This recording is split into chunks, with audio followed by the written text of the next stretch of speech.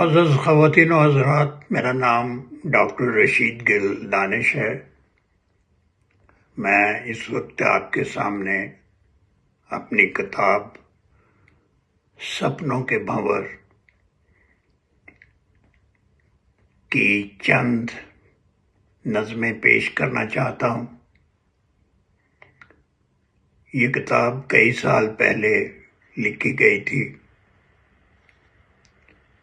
لیکن یہ ممکن نہیں ہے کہ ہر شخص کے پاس یہ کتاب دستیاب ہو یا اس کو فراہم کی جا سکے۔ تو میں نے کوشش کی ہے کہ اس کو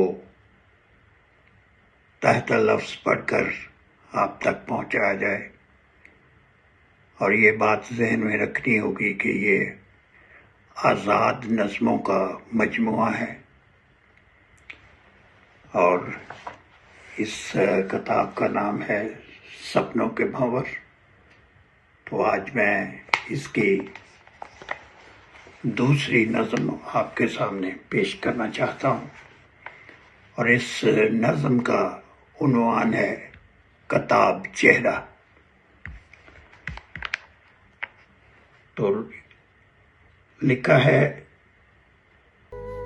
اس کا چہرہ شبنم کی طرح تازہ اور صبح کی مانند روشن ہوتا ہے۔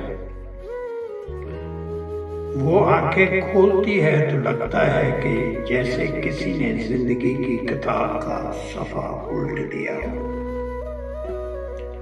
ہر نگاہ میں بیسیوں افسانے، مگر لبوں پر چھائی بے نام سی خاموشی۔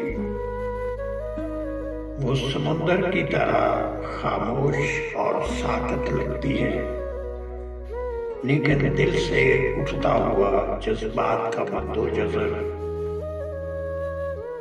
اس کے سہمے چہرے سے عیاں ہے۔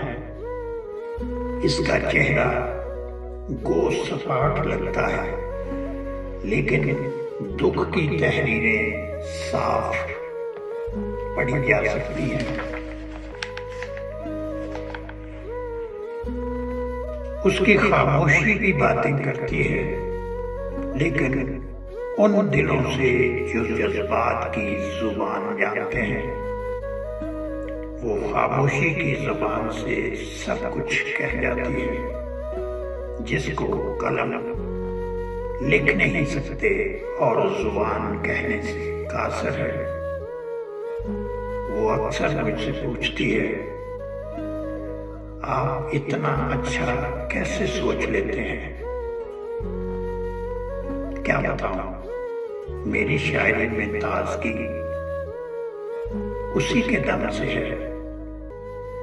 وہ میرے احساس کو چھوتی ہے تو غزل خود ہی ہونٹوں پر گنگنانے لگتی ہے۔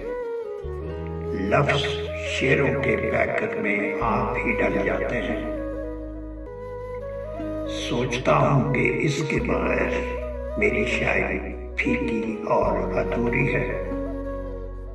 اس کے وجود سے میری ذات کی تکمیل ہوتی ہے۔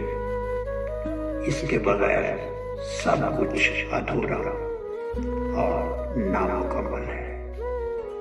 امید کرتا ہوں کہ آپ کو میری یہ کاوش پسند آئے گی۔ آپ کی آراء کا انتظار رہے گا۔ خدا حافظ۔